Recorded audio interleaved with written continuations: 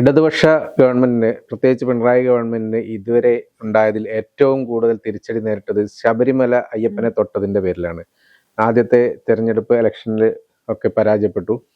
പിന്നെയും സ്വർണ്ണക്കൊള്ളയുടെ പേരിലും പഞ്ചായത്ത് ഇലക്ഷനിലാണെങ്കിലും നിയമസഭാ ഇലക്ഷനിലാണ്, ഏത് ഇലക്ഷനാണെങ്കിലും ശബരിമല സ്വർണ്ണക്കൊള്ളയും അല്ലെങ്കിൽ ശബരിമല ബന്ധപ്പെട്ട വിവാദങ്ങളൊക്കെ തെരഞ്ഞെടുപ്പിൽ തിരിച്ചടിയായി എന്ന് പറയും ഒരു സംശയമില്ലാത്ത കാര്യമാണ്. അപ്പോൾ അങ്ങനെയുള്ള സംഭവങ്ങളൊക്കെ നടന്നുകൊണ്ടിരിക്കുന്നു. ഓരോ കൊള്ളയെക്കുറിച്ചുള്ള അന്വേഷണങ്ങളൊക്കെ നടക്കുന്നു. ഇതിന്റെ പിന്നാലെയാണ് ശബരിമല നെയ്യ് വിവാദവും കൂടി വന്നിരിക്കുന്നത്. നെയ്യ് തിരിമറി നടത്തുന്നു. കാരണം തിരുവനന്തപുരത്ത് മിൽമയിൽ നിന്ന് അനധികൃതമായി അല്ലെങ്കിൽ ഒരു നിശ്ചിത വിലയ്ക്ക് വാങ്ങിയ നെയ്യ് ശബരിമലയിലേക്ക് കൊണ്ടുപോകുന്ന വഴി തിരിമറി നടത്തുന്നു. അതായത് മാറ്റി വേറെ ഗുണനിലവാരമില്ലാത്ത നെയ്യ് മാറ്റിയിട്ട് ശബരിമലയ്ക്ക് കൊടുത്തു വയ്ക്കുന്നു. ഇതവർ മറച്ചു വയ്ക്കും. അങ്ങനെയൊക്കെയാണ് ചെയ്യുന്നത് തോന്നുന്നു. അപ്പോൾ അങ്ങനെയൊക്കെ സംഭവം ഉണ്ടായി. അതിപ്പം വീണ്ടും അന്വേഷണത്തിന് ഹൈക്കോടതി മേൽനോട്ടത്തിൽ അന്വേഷണം നടക്കാൻ പോകുന്നു. പുതിയ SIT നിയമിക്കാൻ തീരുമാനിച്ചിരിക്കുന്നു. ഈ എന്ത് തന്നെയാണെങ്കിലും ഇതിലൊരു ചോദ്യം വരുന്നത്, ശബരിമല അയ്യപ്പനെ വിടാൻ LDF-നോ അല്ലെങ്കിൽ പിണറായി വിജയനോ ഉദ്ദേശമില്ലേ എന്നുള്ളതാണ്. അല്ല, ശബരിമല അയ്യപ്പനാണ് ഈ ഒരു വലിയ പരാജയത്തിലേക്ക് CPM-നെ കൊണ്ടെത്തിച്ചതിലുള്ള പ്രധാന ഘടകം. വിശ്വാസി സമൂഹം ഇന്നും വിശ്വസിക്കുന്നത് ശബരിമല അയ്യപ്പനെ തൊട്ടുണ്ട്, അല്ലെങ്കിൽ അയ്യന്റെ സ്വർണം കട്ടത് ആരാണോ അവരെന്നായാലും നിയമത്തിന് മുന്നിൽ വരിക തന്നെ ചെയ്യും, അവർക്കൊരിക്കലും അയ്യപ്പൻ മാപ്പ് നൽകില്ല എന്നൊക്കെയാണ്. അതൊക്കെ ഒരു വിശ്വാസി സമൂഹത്തിന്റെ വിശ്വാസമാണ്. നമുക്കറിയാം, ശബരിമലയിലെ സ്ത്രീ പ്രവേശനവുമായി ബന്ധപ്പെട്ട് BJP-ക്ക് കേരളത്തിൽ വളരാനുള്ള സാഹചര്യം ഉണ്ടാക്കി കൊടുത്തത് ശബരിമലയിലെ സ്ത്രീ പ്രവേശനമാണ്. അന്ന് നവോത്ഥാനം എന്ന് പറഞ്ഞ് സുപ്രീം കോടതിയുടെ വിധിയുടെ മറ പിടിച്ചുകൊണ്ട് സ്ത്രീകളെ ശബരിമലയിൽ കയറ്റി അതിനെ തൊട്ടു പിന്നാലെ നടന്ന ലോക്സഭാ തെരഞ്ഞെടുപ്പിൽ വലിയൊരു പരാജയം CPM-നുണ്ടായി. എന്നാൽ അത് കഴിഞ്ഞിട്ട് തൊട്ടു പിന്നാലെ, അല്ലെങ്കിൽ അത് കഴിഞ്ഞ് എന്നിട്ടും പഠിച്ചില്ല. അത് കഴിഞ്ഞ് തെരഞ്ഞെടുപ്പ് വരുമ്പോൾ, അല്ലെങ്കിൽ തെരഞ്ഞെടുപ്പിന് തൊട്ട് മുൻപ് വിശ്വാസി സമൂഹത്തിന്റെ വോട്ട് സ്വന്തമാക്കാൻ വേണ്ടി ആഗോള അയ്യപ്പ സംഗമം നടത്തുന്നു. ആഗോള അയ്യപ്പ സംഗമം നമുക്കറിയാം. ആഗോള അയ്യപ്പ സംഗമം നടത്തുന്നു. അവിടെ വർഗീയ പരാമർശങ്ങൾ നടത്തുന്ന ആളുകളുടെ സന്ദേശം വായിക്കുന്നു, വർഗീയ പരാമർശം നടത്തുന്ന ആളുകളെ ഒപ്പം കൂട്ടുന്നു. ഇതെല്ലാം കഴിഞ്ഞ് തൊട്ടു പിന്നാലെയാണ് ശബരിമല സ്വർണ്ണക്കൊള്ള വരുന്നത്. ശബരിമല സ്വർണ്ണക്കൊള്ളയിൽ CPM ആദ്യം മുതലെടുത്ത നിലപാട് നമുക്കറിയാം. അറസ്റ്റ് ചെയ്ത അല്ലെങ്കിൽ അകപ്പെട്ട CPM-ലെ പല ആളുകളെയും പാർട്ടിക്ക് തള്ളാൻ കഴിയാത്ത, അല്ലെങ്കിൽ പാർട്ടിക്ക് അവരെ തള്ളാനും കൊള്ളാനും പറ്റാത്തൊരവസ്ഥയിലൂടെയാണ് കടന്നുപോയത്. അപ്പൊ തന്നെ ഏകദേശം കേരളത്തിലെ വിശ്വാസി സമൂഹത്തിനും ജനങ്ങൾക്കും മനസ്സിലായതാണ് CPM-ന് എന്തെങ്കിലും പങ്കിതിലുണ്ടോ കിട്ടിയത്. എന്നാൽ എന്നിരുന്നാൽ പോലും ശബരിമല അയ്യന്റെ സ്വർണം കെട്ടു. ഞാൻ ചിന്തിക്കുന്നതാണ്, സ്വർണം കെട്ടു, ഇനി അതും പോരാഞ്ഞിട്ട് ഇപ്പൊ നെയ് വിവാദം. ഇപ്പം സർക്കാർ മാറിയിട്ടുണ്ട്, ഇനി എന്തൊക്കെ തിരിമറികൾ ശബരിമലയുമായി ബന്ധപ്പെട്ടുണ്ടാകുമെന്ന് നമുക്കറിയില്ല. ഞാൻ എന്റെ ഒരു വ്യക്തിപരമായ അഭിപ്രായം, സ്റ്റോറിൽ ദ്രവ്യങ്ങൾ വാങ്ങിച്ച സംഭവത്തിൽ ഏറ്റവും അതുപോലെ ഇനിയിപ്പോ സർക്കാർ മാറിയത് കൊണ്ട് തന്നെ പല രീതിയിലുള്ള കാര്യങ്ങൾ ഇനി പുറത്തു വരാനുള്ള സാധ്യത ഉണ്ട്. കോടതിക്ക് തന്നെ ശബരിമലയുടെ വിഷയത്തിൽ കോടതിക്ക് കൃത്യമായ നിലപാടെടുക്കേണ്ട ഒരു സാഹചര്യം. ഹൈക്കോടതി വടിയെടുത്ത് പിന്നാലെ, അത് പിണറായി വിജയന്റെ ആഭ്യന്തര വകുപ്പ് മന്ത്രിയായിരുന്ന സമയത്ത് SIT-ക്ക് പിന്നാലെ വടിയുമായി നടക്കേണ്ട ഹൈക്കോടതിയുടെ ഒരു അവസ്ഥയൊക്കെ ഉണ്ടായിരുന്നു. എന്റെ വ്യക്തിപരമായുള്ള അഭിപ്രായം എന്ന് പറയുന്നത്, ശബരിമല ക്ഷേത്രം ദേവസ്വം ബോർഡിൽ നിന്ന് മാറ്റുക, എന്നിട്ട് ഹൈക്കോടതിയുടെ മേൽത്തോട്ടത്തിൽ തന്നെ മുന്നോട്ട് പോകുന്നതായിരിക്കും നല്ലത്. ഇപ്പം വലിയ വിവാദമായിട്ടിരിക്കുന്നത് ശബരിമലയിൽ മിൽമയിൽ നിന്നാണ് നെയ്യ് വാങ്ങുന്നത്. 510 രൂപയാണ്, 510 രൂപയ്ക്കാണ് 1 ലിറ്റർ നെയ്യ്ക്ക് പറഞ്ഞിരിക്കുന്നത്. പക്ഷെ ഈ പറയുന്നതിന്റെ അകത്ത് 2 കാര്യങ്ങളാണുള്ളത്. ഒന്ന്, ദേവസ്വം വകുപ്പ് അല്ലെങ്കിൽ ദേവസ്വം ബോർഡ് ഇതിൽ ബന്ധമുണ്ട്, മിൽമയുടെ TRCM ഇതിൽ ബന്ധമുണ്ട്. ഇത് രണ്ടുമാണ്, ഇവർക്ക് 2 പേർക്കുമാണ് ഇതിൽ ബന്ധമുള്ളത്. കാര്യം മിൽമയുമായ ഒരു അപ്പൊ ഇപ്പൊ PS പ്രശാന്തിന്റെ സമയത്താണ് ഈ കാര്യം നടന്നിട്ടുള്ളത്, അല്ലെങ്കിൽ ശബരിമലയിൽ മിൽമയുമായിട്ടുള്ള കരാർ നടന്നിരിക്കുന്നത് PS പ്രശാന്തിന്റെ സമയത്താണ്.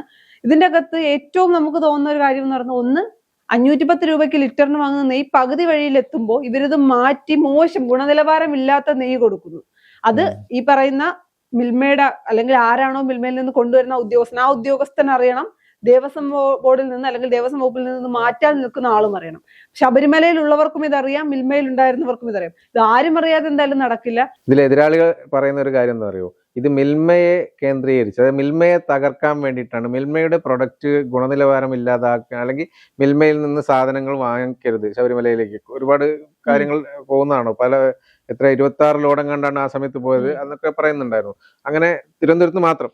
അപ്പൊ അങ്ങനെയുള്ള സംഭവങ്ങൾ മിൽമയെ തകർക്കാനുള്ള ഒരു ഗൂഢലക്ഷ്യമാണ് എന്നാണ് പറയുന്നത്. അല്ല, മിൽമയെ തകർക്കാനെന്ന് പറയാൻ, മിൽമ എന്ന് പറയുന്നതും ഗവൺമെന്റിന്റെ കീഴിൽ തന്നെയാണ്, അല്ലെങ്കിൽ സംസ്ഥാന സർക്കാർ തന്നെയാണ് നിയന്ത്രിക്കുന്നത്. പൂർണ്ണമായി നിയന്ത്രിക്കുന്നത് പറയാൻ കഴിയില്ല, കാര്യം ബോർഡ് ഉള്ളത് കൊണ്ട് ബോർഡായിരിക്കും.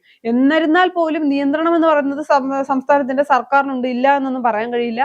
ഇവിടെ നിന്ന് ഒരു എഗ്രിമെന്റ് അല്ലെങ്കിൽ മിൽമയിൽ നിന്ന് ശബരിമലയിലേക്ക് നെയ്യ് കൊണ്ടുപോകാം എന്നുള്ളൊരു തീരുമാനം എടുക്കുന്നു. അത് ബോർഡിൽ ചർച്ച ചെയ്യുന്നില്ല. അത് PS പ്രശാന്തിന്റെ കയ്യിലെത്തുന്നു. PS പ്രശാന്ത് അത് അംഗീകരിക്കുന്നു. ഈ രണ്ട് കാര്യങ്ങളും തീരുമാനം വ്യക്തികൾ സ്വന്തമായി എടുക്കുന്നു. ഈ രണ്ടുപേരും ചേർന്ന് തീരുമാനം എടുക്കുന്നു. ഈ കാര്യങ്ങൾ നടക്കുന്നു അല്ലെങ്കിൽ എഗ്രിമെന്റ് ആകുന്നു. 50 ദിവസത്തിന് മേലായിട്ടാണ് ഇത് ബോർഡിൽ ചർച്ച ചെയ്യുന്നത്. അപ്പൊ അതെന്താണ്? എല്ലാ കാര്യങ്ങളും കഴിഞ്ഞിട്ടല്ലല്ലോ ബോർഡ് അറിയേണ്ടത്. ബോർഡിൽ ചർച്ച ചെയ്യുന്നു. അപ്പൊ പല ആളുകൾ അതിൽ പിന്നെ അഭിപ്രായം പറയും. സ്വാഭാവികമായിട്ടും ബോർഡ് എന്ന് പറയുമ്പോൾ തന്നെ പല പാർട്ടിക്കാരും ഉള്ളത് കൊണ്ട് തന്നെ പിന്നെ അഭിപ്രായം വരുന്നു. അതൊന്നും മാനിക്കുന്നില്ല. ഇവിടെ മിൽമയിൽ നിന്നും വേണ്ട, ഇത് ശരിയല്ല എന്ന് പറയുന്ന ഒരു വിഭാഗം ഉണ്ടായിരുന്നു. ദേവസ്വം ബോർഡിന്റെ അകത്തും ഇത് ശരിയല്ല, ഈ രീതിക്ക് ഇത് വേണ്ട എന്ന് പറഞ്ഞ ആളുകളുണ്ടായിരുന്നു. ആ രണ്ടു കൂട്ടരെയും പരിഗണിക്കുന്നില്ല. ഇഷ്ടപ്പെട്ട ആൾക്ക് അപ്പൊ PS പ്രശാന്ത് ആദ്യം മുതൽ പറഞ്ഞ എന്താണ്? അദ്ദേഹം ഒരു തെറ്റും ചെയ്യാത്ത ഒരാളായിരുന്നു, അല്ലെങ്കിൽ അദ്ദേഹം ഒരു തെറ്റും ചെയ്തിട്ടില്ല, ശബരിമലയിൽ ഒരു പ്രശ്നവും ഇല്ല എന്ന്. ശബരിമല സ്വർണ്ണക്കൊള്ള ഉൾപ്പെടെയുള്ള കാര്യങ്ങൾ വന്നപ്പോൾ അത് എന്തിനാണ് കേസൊക്കെ ആയിട്ട് പോകുന്നത്, അതിന്റെ ഒന്നും ഒരു ആവശ്യവും ഇല്ല എന്ന് പറഞ്ഞ ആളാണ്. ഇപ്പൊ PS പ്രശാന്തിന്റെ പേരിലാണ് വീണ്ടും ഈ ആരോപണം വന്നിരിക്കുന്നത്.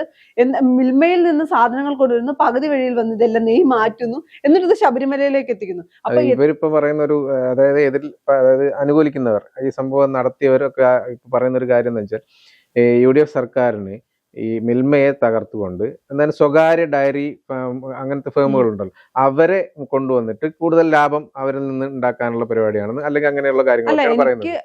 എനിക്കിപ്പോ അത് തോന്നുന്നില്ല. പക്ഷെ എന്തായാലും മിൽമയുടെ നിലവിലുണ്ടായിരുന്ന അല്ലെങ്കിൽ LDF സർക്കാരിന്റെ കാലത്തുണ്ടായിരുന്ന ബോർഡ് പിരിച്ചുവിട്ടിട്ടുണ്ട്.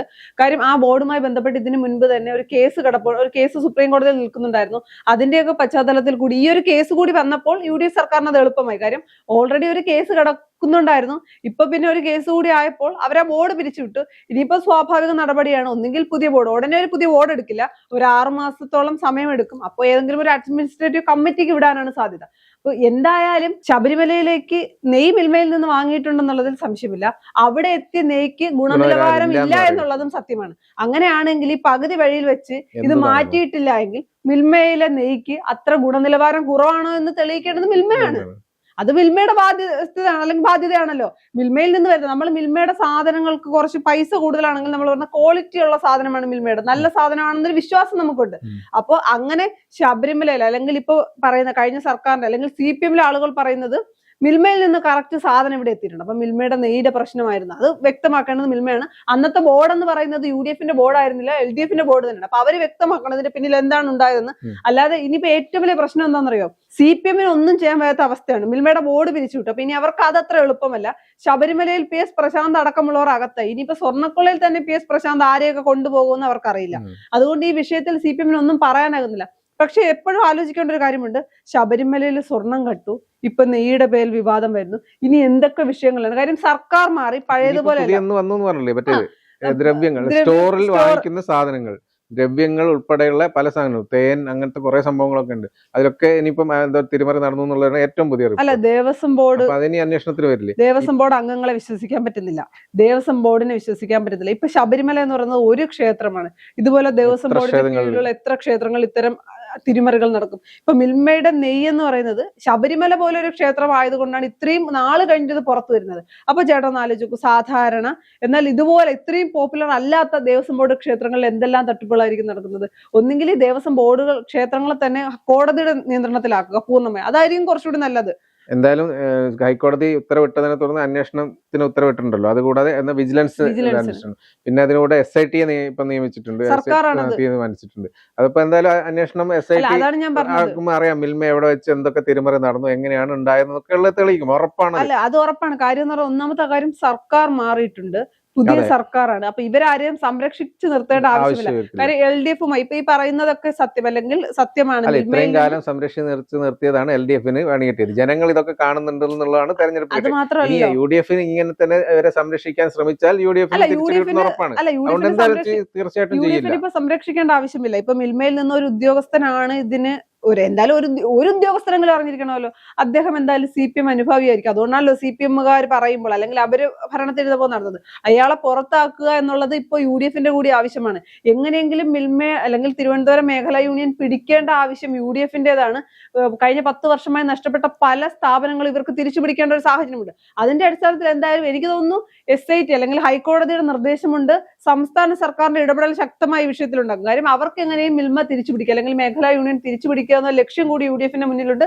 അതുകൊണ്ട് തന്നെ അത്ര എളുപ്പമാകില്ല. പിന്നെ PS പ്രശാന്തിന്റെ കാര്യം എന്താകുമെന്നാണ് ഇപ്പൊ ആദ്യം സ്വർണ്ണക്കൊള്ളയിൽ പിടിച്ചകത്തിട്ടു, ചോദ്യം ചെയ്തു, അദ്ദേഹം കുറ്റക്കാരനല്ല, നെയ്യ് കൂടി പിടിക്കും. ഇത് കഴിയുമ്പോൾ ഇനി ഏതൊക്കെ കേസിൽ പിടിക്കുമെന്ന് അറിയില്ല. എന്തായാലും ശബരിമലയിൽ നിന്ന് അല്ലെങ്കിൽ സഖാക്കൾ എന്തൊക്കെ ശബരിമലയിൽ തൊട്ട് കളിച്ചിട്ടുണ്ടോ അതിനെല്ലാം തിരിച്ചടി കിട്ടിക്കൊണ്ടിരിക്കുകയാണ്. അയ്യപ്പൻ വിടില്ല എന്ന് പല ആവർത്തി അയ്യപ്പൻ പറഞ്ഞു മനസ്സിലാക്കിയിട്ടും മനസ്സിലാകാത്തത് പോലെയാണ് ഇവർ നിൽക്കുന്നത്. ഇനിയിപ്പോ ആരുടെയൊക്കെ പേരുകൾ വരുമെന്നുള്ളത് കൂടി നമുക്കറിയാം. കാര്യം ഈ വിഷയത്തിൽ ഇനി PS പ്രശാന്ത് പറയാമല്ലോ എന്താണ് സംഭവിച്ചതെന്നുള്ളത്, അല്ലെങ്കിൽ മിൽമയുടെ ഉദ്യോഗസ്ഥരും പറയേണ്ടി വരും യഥാർത്ഥത്തിൽ എന്താണ് സംഭവിച്ചതെന്ന്. എന്തായാലും CPM-ന് ഭരണപക്ഷത്ത് ഇരുന്നപ്പോഴും സമാധാനമില്ല, പ്രതിപക്ഷത്ത് പോയപ്പോഴും സമാധാനം. എങ്ങനെ ഇരിക്കുന്നുള്ളതല്ലേ പറഞ്ഞു തരുന്നത്.